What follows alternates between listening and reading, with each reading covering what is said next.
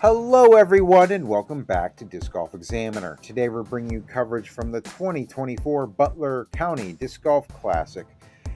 I'm your host Brian, joined today by Jay Gary Dropcho. Jay Gary, how's it going? Good day, Brian. Doing well. And Mark Fedorenko. Mark, how are you?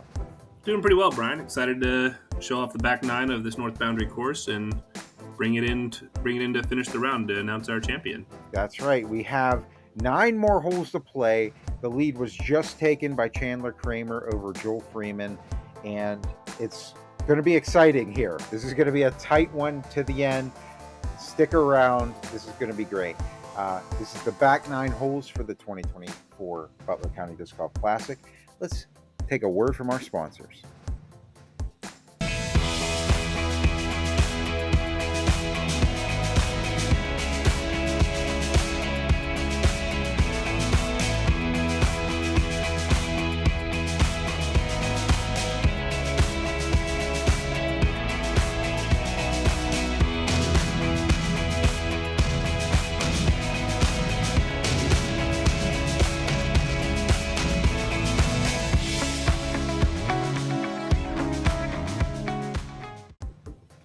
All right, so let's get into it. We're starting off on hole 10. It's a par 4. It is 605 feet.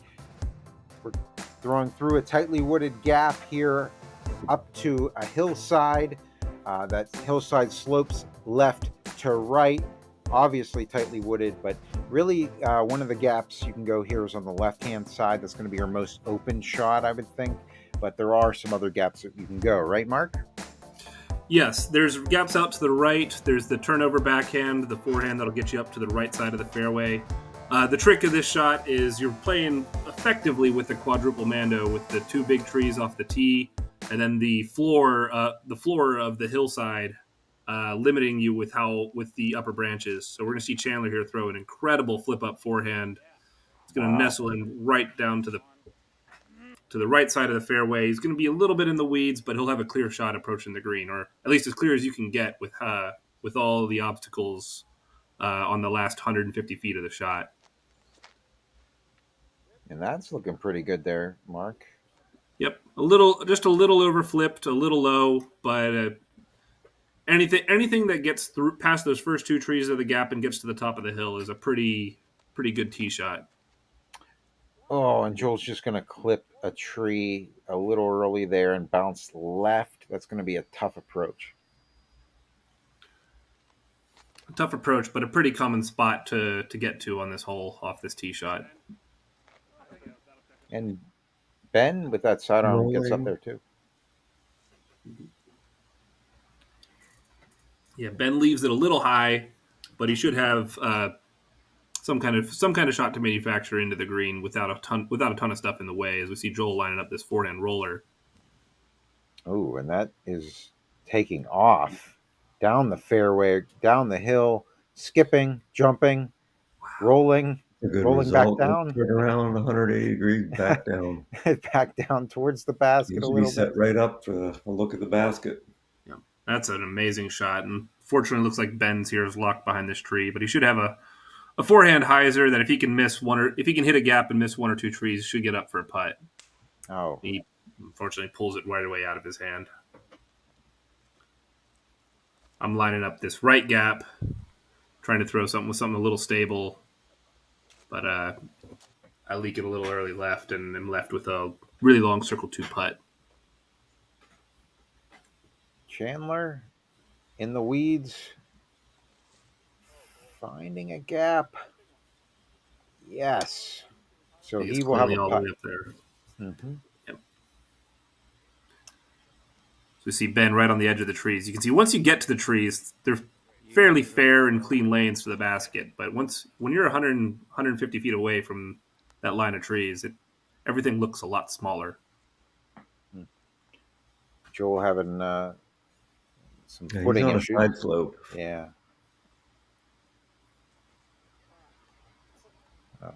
He wasn't comfortable at all in that. He's going to have a long look at the basket from there. Yeah, you can see him smiling though. He knew it going into it that there might have something happen. Players might like it, but we're losing a bunch of oak trees here to an oak blight that's just decimating some of these chestnut oak trees. And Joel from Circle 2, huge putt. Yeah, he really needed that par save. I know he's happy to get. I know he's going to feel like he got away with one there after tee shot and third shot. And there's Chandler. Unfortunately, couldn't capitalize and get another stroke. I'm very interested to see what this hole is going to look like in a couple of years after those 4 or 5 big oak trees that really helped define the fairway end up going away. I think that tee shot's going to get a little easier as Chandler, Ben, and I all tap in for our pars here. Or sorry, excuse me, Ben's tapping in for his bogey. Yeah. So moving on to hole 11, it's a par 5. It is 855 feet through the gap to the other side of the hill, really. A lot of people like to play the skip shot here. You then go left through this gap, across the field. There's really, I think, maybe 2 lanes that people take, the far right and the bottom left. And definitely, there's advantages to both. But if you play up through the middle gap here, you'll see the basket straight ahead of you on the hill. Another beautiful stonework pin built by Absolutely. the volunteers and the course promoters, Doug Cloutier and Regis Stump. This hole, I think, is one of the hardest on the course to birdie. It says 855 feet, but it plays well over 1,000 feet because it is 3 full shots, no matter who you are. Wow. And it played almost a stroke over par for the field.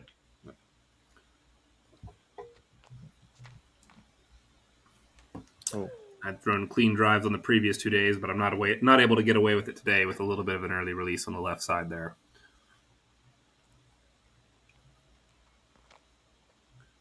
Joel with a little bit of a tree clip there, but he's going to be right in front of the short tee there. Which is a phenomenal spot to be in. Ben saw Chandler's line. I was like, oh, I can do that, and dials it up just as good. Did. I'm looking at this fairly steep uphill, big step out. And that was the flippiest disc in my bag and throw a forehand roller, and I'm just happy to get up to where a good drive lands. And that was a fantastic out from there. Looks like Joel's going for a roller. That's going to flip up. It's going to stay left, hit a couple trees, but going to die over there to the left. Yeah. One of the things you'll find with playing the left side of this hole is that it is shorter to the basket, as we see Ben going over this way, but you don't maintain the elevation as you play it. So, despite being closer to the basket, it can sometimes play as a longer shot because you're playing an additional 15 to 20 feet up the hill. See Chandler playing the more traditional side, going up the right side, trying to set himself up to throw another flex forehand into this pin. I try to follow Chandler's line, but I'm very happy with the height and the location I land, but I didn't quite turn it as much as I wanted, so I'm going to be playing Still in the short grass, though. Yep. Joel. Yeah, this hole was, we were crawling on our hands and knees and designing this hole because it was just so thick and so steep. I'm amazed and just really pleased about the way it's developing. Mm-hmm. And I do want to give a shout out to my catch cam guy for this. It was Zack Moisey. Zack, thank you. Not an easy course to catch cam or film at all, just due to the number of hills. And unfortunately, I read the distance a little wrong on this shot and just overturn it, and I carry way left of the basket. So my dreams of a par save are pretty much down the tube. So I'm hoping at this point just to get up and down for a bogey. So Ben is looking at the basket. He's got to hit this tight gap in front of him. All right. And he's just going to have to get a little bit right there. And he's going to have a putt at it, but he's going to be, I think, circle 2 there. And this doesn't look like it, but it's extremely uphill. Yeah. Chandler's a solid 25, 30 feet below the basket at that point. Oh, okay. That stopped. Yep. I had flashbacks to Ben's rollaway on hole 9. I thought that's what my punishment was going to be for hitting the rocks there. And Joel obviously pretty frustrated there, a little low on his putt. Ben a little high on his. You can see even where Mark is right there, you're putting up at it. And the bottom of the cage is just barely below the top of my head, and I was no more than 15 feet away from the pin there. So a bogey doesn't feel great, but given where I was off the tee, I'm pretty stoked with it. But Ben, Chandler, and Joel, after those tee shots, are definitely going to be feeling a little frustrated to not have better looks at birdie than where they were. Well, after a long hole like that, it's awesome to have hole 12 downhill par 3, 321 feet. Of course, we have some trees that have been eliminated there, and you have a nice gap down the hill. The basket's actually been moved further down the hill than it used to be, too. It's kind of a little more guarded down here, I'd say. Well, we heard from players that there was, wasn't very forgiving where the pin was, and a lot of the shots were ending up past the basket and ending up kind of where we moved the pin to. But this is for anybody that says that there aren't all the holes that are uphill at Nob Hill or at North Boundary. This is a downhiller. You know, this one I always really loved this one, especially after that big walk uphill. To have this nice little smooth downhill shot is just a lot of fun. Not to mention all the benches by the tees to help you catch your breath. Yeah. So we see Chandler's shot make it most of the way, but it's going to be a little bit high of the basket. And Joel sneaks through everything and skips to about 40, 45 long. But he'll have an uphill putt on flat ground, so that's definitely the preferred spot to be looking at it. Ben pulls his a little wide right. I like Chandler's line. I like this little flip-up forehand down the middle, so I'm taking a DX Rhino here, just trying to get it flat, let it slide the whole way. Yeah, it looks good. Ben has a tight gap to hit. Great skip. That helped. Wow, that was amazing. I almost thought that had a chance to go in. He walked away from that shot laughing because he thought it was going to be hard rejected, and he's going to be looking at a 40 to 50-foot putt, and it popped right off the root and flopped him right over to being parked. And Chandler off finished a little high. Yeah, just off the band there. I'm going from a little bit closer, but from the left side of this tree, and unfortunately pop out and roll away about 25, 30 feet. And this is chance for Joel to capitalize, get a stroke off the band too.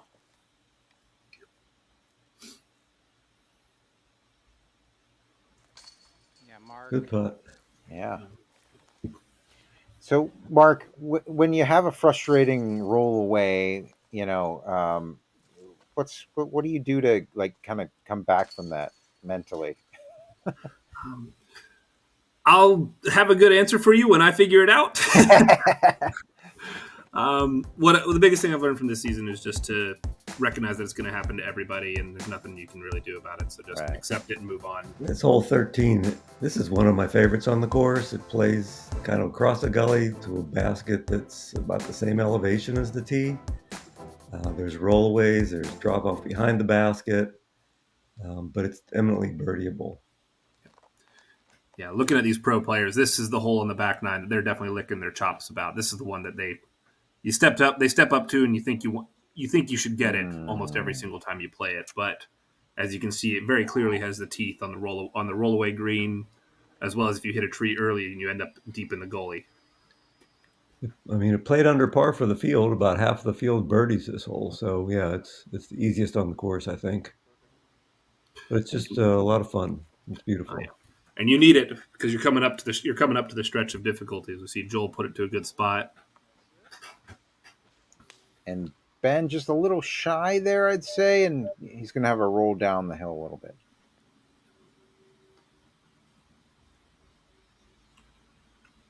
Yeah, but this is definitely a hole that's sets up very well for the righty forehand. I like this a little wide and high, but I get fortunate that it doesn't roll all the way down the hill, and I'm left with about a 20-foot putt for birdie. Ben's going to pitch up there. He should have an easy putt from there. And you see Chandler here all the way down at the bottom of the hill. Really has a long way to go for this putt. He doesn't want to lose a stroke to Joel here.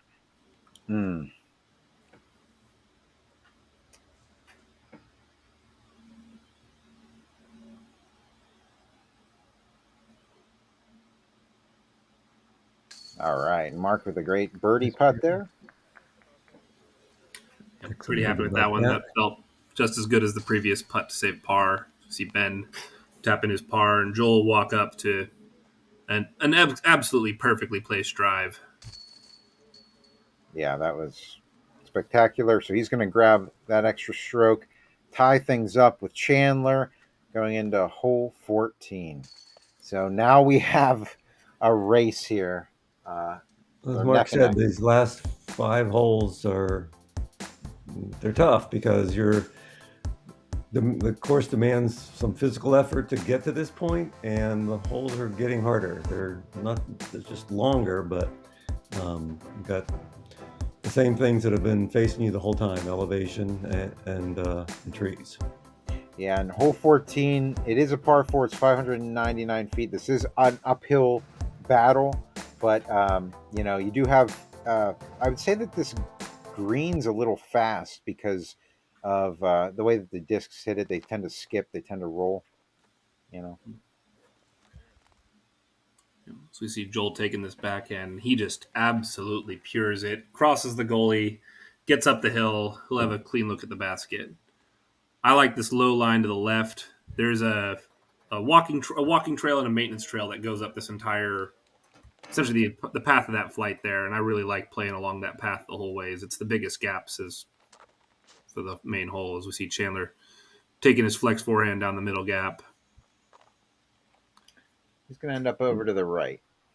Yeah, but he gets midway up the hill, and he should be able to manufacture something over to the pin. Ben pulls this over just a little bit, but ends up hitting a tree and then the bottom of the ravine. Oh, I'm sorry, I was actually wrong. Chandler did not quite make it over the first goalie, but he blasts off on this second shot and puts it past the pin, giving him a circle 2, I think the circle 2 putt or a short approach up to the pin for potentially a birdie look or a long par save. And that's a great upshot there by Ben. Yeah, he gets a little high, comes up a little short, but just a decent spot to be after 2.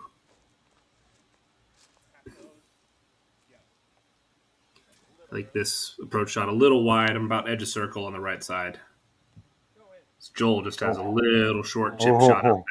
You could see he was just probably a foot or to 2 feet away from crashing into the chains there.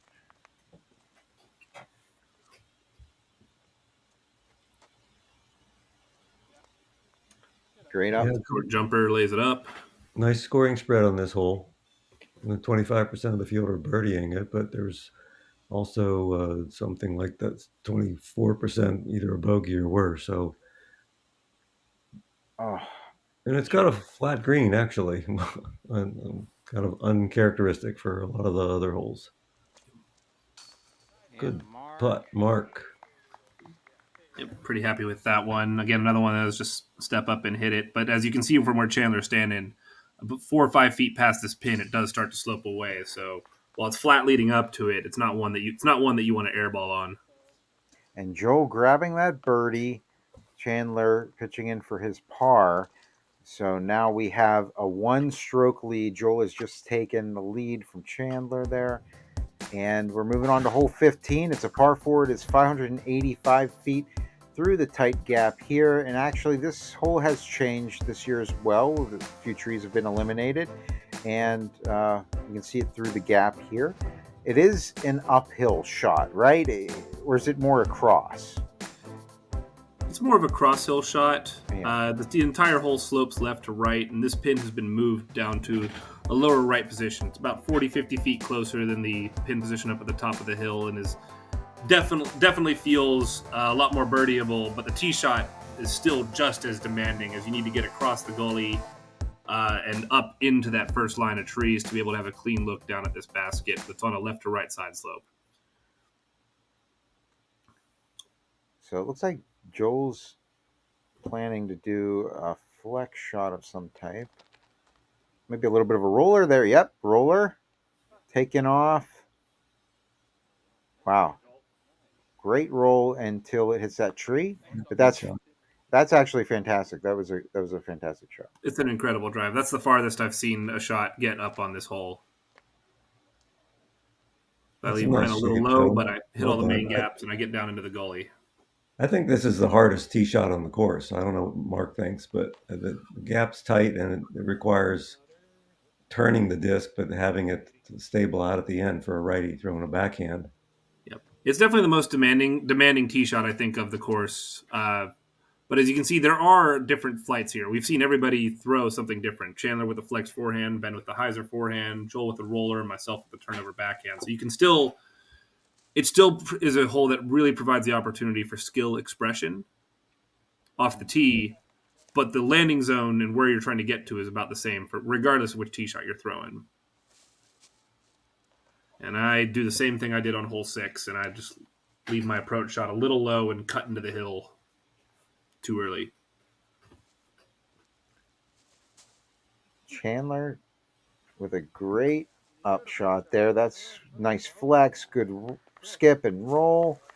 All right. And for a left to right slide slope, this approach feels fairly forgiving. I normally expect shots to flare skip pretty hard on this left to right, but so you're going to see with Chandler's, and as we saw all through, sorry, I would say we, I mean the card the previous day saw, a lot of these forehands that are moving left to right stick more than you would think. As Joel sails his approach shot a little long. Yeah, this pin's a little more forgiving than past years for sure. It's kind of flat actually where the basket is. Ben, nice little downhill putt, a little obstructed, but unfortunately going to get a roll away there. He's going to have a long putt. And Joel from circle 2 here. This is to stay in the lead.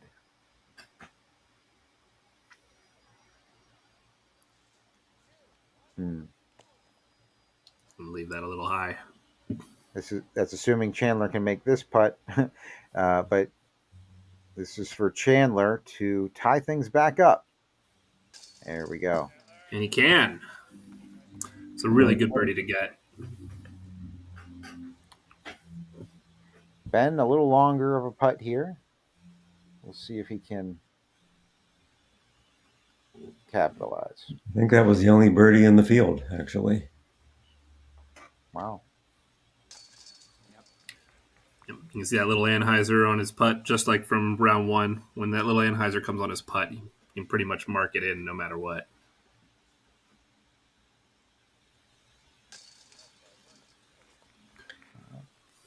I'm happy to walk away with par after turfing my second shot. Joel for his par. Bangs it home. No problem there. Got to thank Innova for their sponsorship of the tournament, and thank Butler County Tourism as well as Ameriprise Financial for making it possible. Yeah, so hole 16 is a par 5, is 811 feet. This is a really interesting hole. I think it's very tightly wooded. It can definitely be a score spreader, really. I mean, definitely there's multiple gaps that you can kind of take down here, but some of the gaps are a little poke and pray. I mean, what do you guys think? Well, if you play the course or play the hole along the contour, it's pretty flat the whole way, but the gravity is strong on the left side. It tries to drag it down to the left if you're offline, and this basket's sitting on that slope precariously. There are a couple of mandos on this hole the players have to pass to the right of. It's the tee shot here that sets the stage. If you get through those big trees that sort of form a V, and you can saw the mando there on the left. I like to keep it farther right. I throw a roller here. Yeah, this is a tricky tee shot. It's another great design where No particular shot feels more ideal than others. You see Joel being able to turn his backhand over just a little bit, just right of the trees. I leaked my tee shot a little high, but being over on this right side isn't the worst. This hole I find to be really, really tricky. It plays as a series of 3 gates down the left side, just like Jay Gary said, following the contour of the fairway. The first gate being that V tree, with your goal being you can split it past these 2 trees forming a V here on the tee shot, you're in a good spot. And there's 2 more gates following the contour where you want each shot to pass through. And if you can do that, you'll have a good look to get up and down for your birdie. And Chandler having a great second shot here, great skip. Really nice. Yeah, he's cleared both of the gates, and he's gonna have a reasonable approach up to the basket. And we still haven't gotten the Joel shot yet, huh? Oh. I'm just trying to set myself up to hit that next gate, but unfortunately leak it a little early. As Joel just throws an incredible pushing hyzer that gets a forward skip. He's going to have about 250 feet into the basket. Ben playing a nice sidearm flex. Oh, looks like it's going to leak a little bit right there. And I'm looking at the wall of trees thinking, oh, this looks like hole 8. I guess I'll just throw a roller here and hope for the best and be able to sneak through this time. That'll work. Yeah, turned out you stayed up on the contour. Mm-hmm.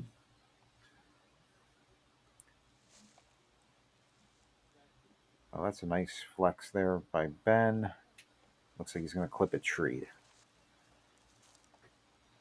Chandler for his third shot. You can see, even in good position, it's still not a clear shot up to the green. Mm-hmm. Chandler's going to have about a 45 to 50 foot putt looking at death coming up. And he should be putting from there, right? Absolutely. I'm happy to get away with a putt for par on this hole. I've not played this hole very well all tournament, and I'm sitting there just wiping the sweat off, just happy to have a look at it. Joel for 3. He's going to have some trees to contend with there, but he should have a putt. Yeah, he'll have a fairly reasonable putt for birdie from the mid-circle 1. And big skip, a little bit of a roll, and lucky. Here we have Chandler for his 4.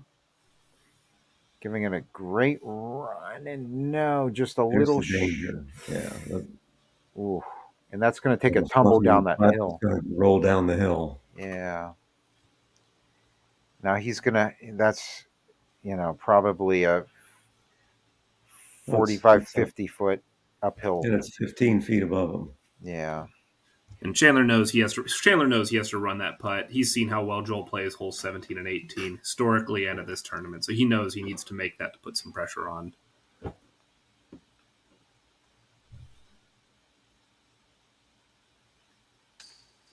Nice putt. Happy to walk away with par after bogey in that hole the previous 2 rounds. Joel for his birdie.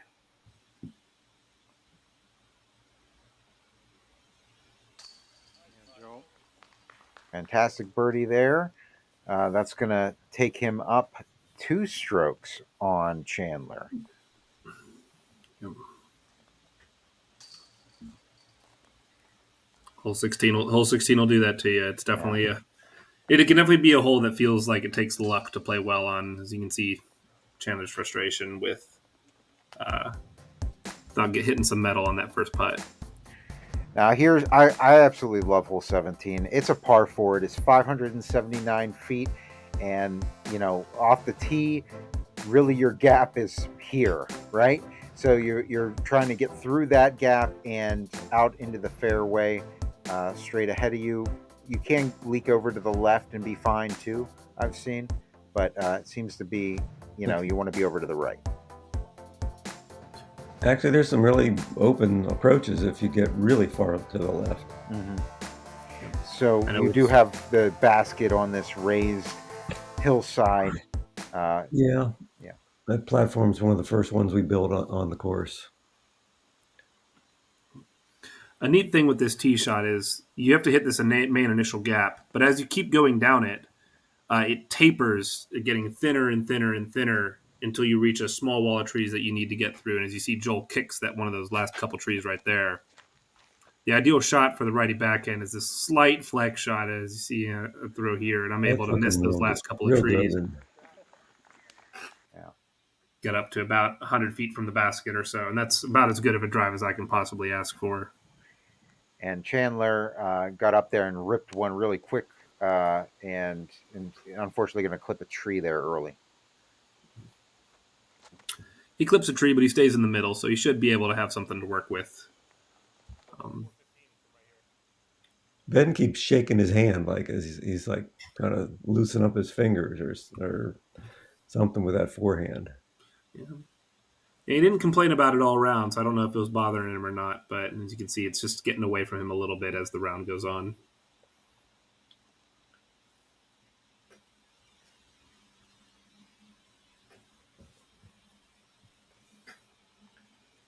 That's a big flex over to the left and tree kick to the right. And Chandler, that's going to be a great upshot. Gets a little nick off a tree. Gets him just outside a circle putt for birdie still. Joel for his second shot. Nice little pitch up, and he'll have an uphill putt. Yep. Luckily, that the disc stopped there because I can get a bad roll away. Yeah. Just looking at a little forehand chip shot here, and that's well played. 15 to 20 feet. I'm really happy with that approach shot.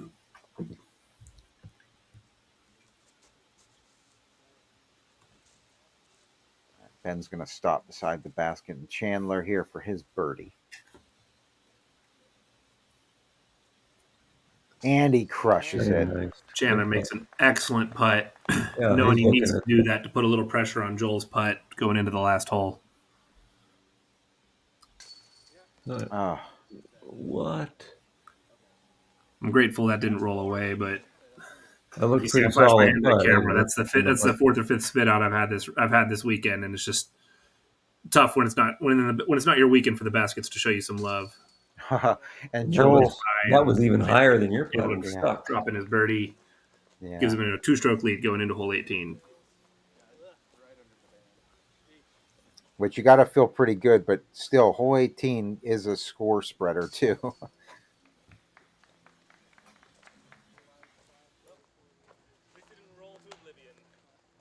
Yeah, that hole with 17 is played over par, 4.44 over par.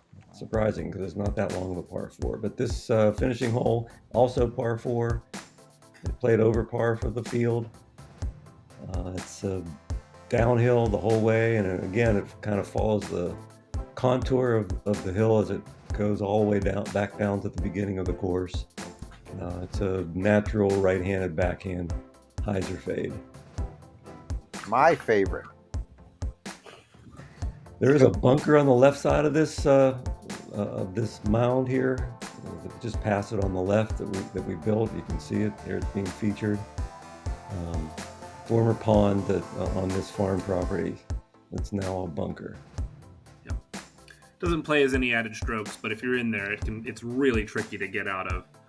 You're going to see a lot of people throw in putters, mid-ranges, fairway driver backhands off this tee at a reduced power, just trying to fade it into the main gap. Usually then with some kind of fairway or stable mid-range approach up to this basket. It's one of the few baskets that we get to play that actually has a backstop, so you can come into this pin with some pace.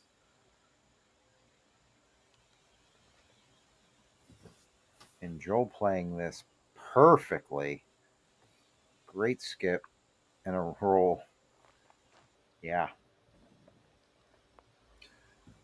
That's about as good as a tee shot as you can ask. Chandler loves this like low turnover forehand line, trying to find his way essentially over the bunker and to hit a late gap to pop up onto the main part of the fairway. And I'll tell you what, in 2022, whenever I saw Chandler the first time, I was taking photos on this hole, and seeing him throw that sidearm all the way down that gap was absolutely stunning. Unfortunately, we don't get to see it here, but it just, when he hits that, it's so money.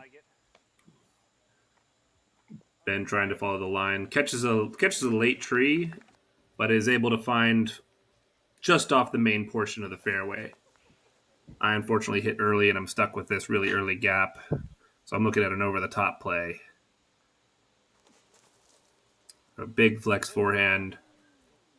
Hit the gap that I'm looking at, but unfortunately I threw a little too stable of a disc and leak it out deep into the woods on the right side.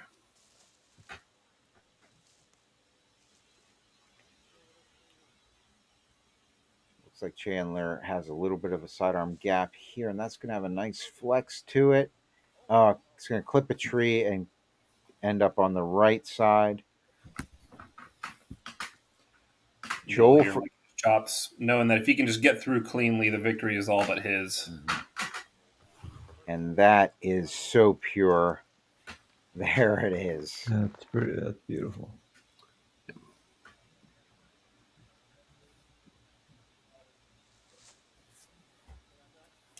Yeah, leaving yourself with a 20-foot putt, 2-stroke lead, really effectively shuts the door on Chandler's chances this year. Ben's shot out of the woods, gets him a really long circle 2 putt.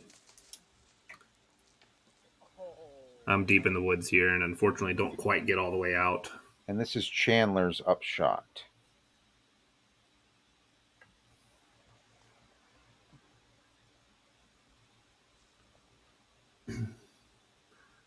I'm not stoked to take a bogey, but I am going to be happy to walk away with third place in this event, as the rest of the field was unable to shoot under par for the weekend. And Ben, just off the bottom of the cage there. Chandler for his par. Good putt there. He's disappointed, I know, but he battled. Yeah, he really did. I mean, that was, it's just really great to see him come out and to see him play this course is just amazing. Yep. Joel for the win and a birdie to top things off, finishing at 16 under. Yeah, that makes him a 3-time in a row Butler County Disc Golf Classic champion. Definitely has to feel good when you have an A-tier that you know you can come back to year after year and be challenging for the win. And let's hear a word from him now on his victory. Congratulations to your 2024 and 3-time Butler County Disc Golf Classic champion, Joel Freeman. Congratulations. Thanks, everybody. Yeah. Woo. Each year he wins, he gets a beam, a metal beam. Something like that, yeah. Maybe I'll build a bridge. 180-pound beam. Yeah. Yeah. Hey, thank you so much to everybody who followed around and watched us play. We really enjoy you guys doing that. It makes everything a lot more fun. Thank you so much to, I see all these faces of people that I know have put a lot of heart and a lot of work into this property and this facility and everything. Doesn't go unnoticed, and I hope that the future is bright for this place. I hope the Pro Tour comes and gives it the credit that it is due to this course. And I guess last thing I wanted to say is just I don't know how many of you guys saw. I just wasn't proud of my attitude the first 2 rounds, and so just I don't know. Sorry if anybody had to watch that or whatever. Something that matters a lot to me, and so I've been working on it. I've been improving, but we all have rough days, and but no excuses. And just appreciate all you guys. Thank you so much. This means a lot. 3 years in a row, and my first A-tier win of this year. So thanks to all my sponsors, Innova, Infinite, Pound, and Fly Green. Cheers. Cheers. Wow, so just a fantastic tournament. I want to thank our sponsors, Butler County Tourism Convention Bureau, Ameriprise Financial, and Innova for putting on the event. Just a fantastic event. And Jay Gary, thank you for joining us. Is there anything you'd like to say?